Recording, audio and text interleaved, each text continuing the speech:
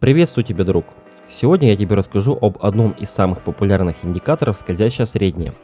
Мы разберем код индикатора, как его можно сократить и как использовать сразу несколько в одном индикаторе. Что такое скользящее среднее?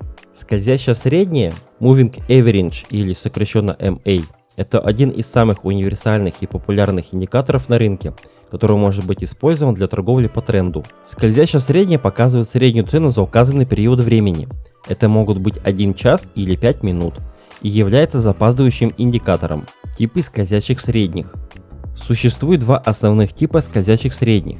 Простая скользящая SMA и экспоненциальная скользящая средняя EMA. Как следует из названия, простая скользящая средняя – это просто средняя цена торгового инструмента за определенный период времени. С другой стороны, экспоненциальная скользящая средняя придает больший вес более поздним значениям цены. Я предпочитаю использовать экспоненциальную скользящую среднюю, которая лучше всего отражает недавнее движение цены и более точно за ней следует.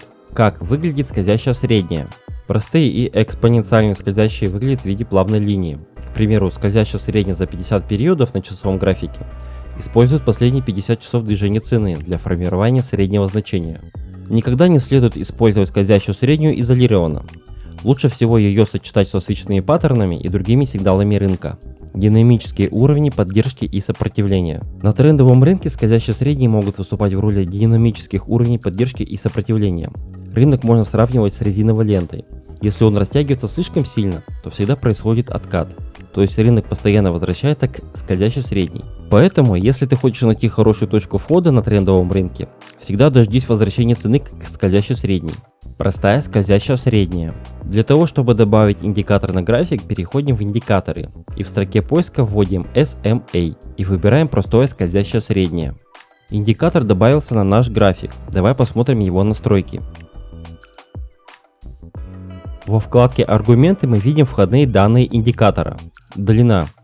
Это период или количество свечей, за которое рассчитывается средняя цена. На данный момент выбрано за 9 свечей. Данные. Это источник данных для расчета средней цены.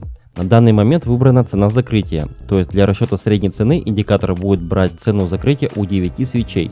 Отступ. Это сдвиг линии графика влево или вправо. Сглаживание. Это дополнительная скользящая средняя. Для нее практического применения я не нашел, поэтому ее пропустим. Несколько интервалов. Эта настройка дает возможность брать данные из другого таймфрейма. Например, у тебя открыт график на часовике, а скользящая средняя берет данные из дневки. Тоже непонятная для меня настройка индикатора, ее тоже пропустим. Во вкладке «Стиль» выбрать цветолинии. Код индикатора SMA. Посмотрим исходный код индикатора. Индикатор состоит из 21 строчки кода. С 1 по 7 строчку это основной код скользящей средней, а с 9 по 21 это код дополнительной скользящей для сглаживания.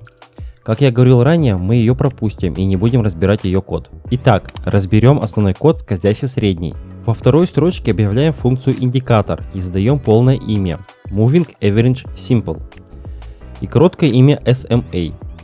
Далее задаем отображение индикатора на графике и добавляем отображение нескольких интервалов. В третьей строчке создаем переменную len, задаем значение по умолчанию 9 и название length, то есть длина. В четвертой строчке создаем переменную src, задаем значение по умолчанию close и название source, то есть источник данных, а именно данные о закрытии свечи. В пятой строчке создаем переменную offset, задаем имя offset, то есть отступ.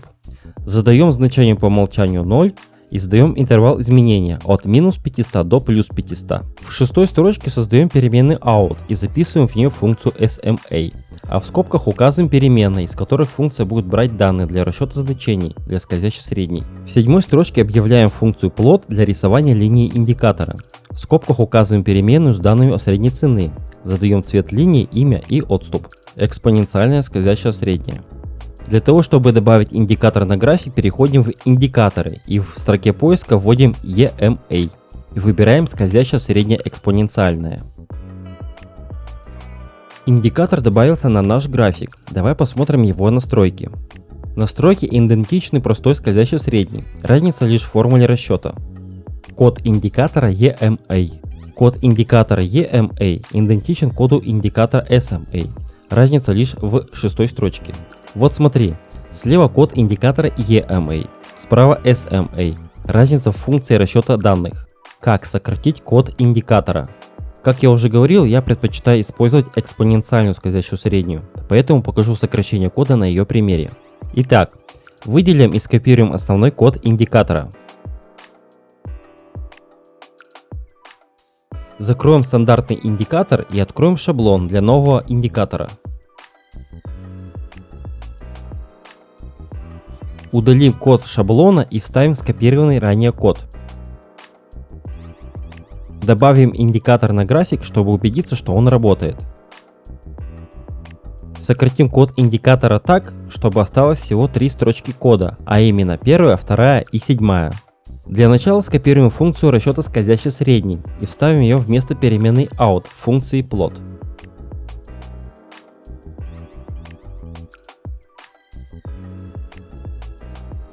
Переменную src заменим на close, а переменную len на число 9 и удалим строки с 3 по 6. Теперь в аргументе title допишем, что это EMA9, изменим цвет, например, на красный, удалим переменную offset и заново добавим индикатор на график, закрыв его предыдущую версию.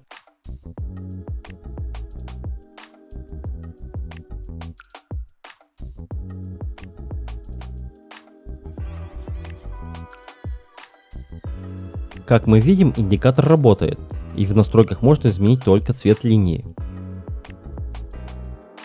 Как использовать несколько скользящих средних в одном индикаторе? Переходим в редактор, копируем строчку индикатора и вставляем ее еще 2 раза.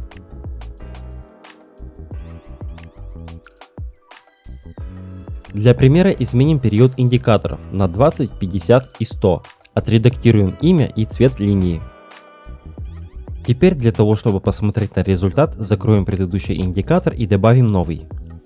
Как видишь, индикатор работает и рисует нам 3 скользящие средние в одном индикаторе. В следующих видео я планирую разобрать индикатор RSI. Если тебя это заинтересовало, то подпишись на канал и поставь лайк.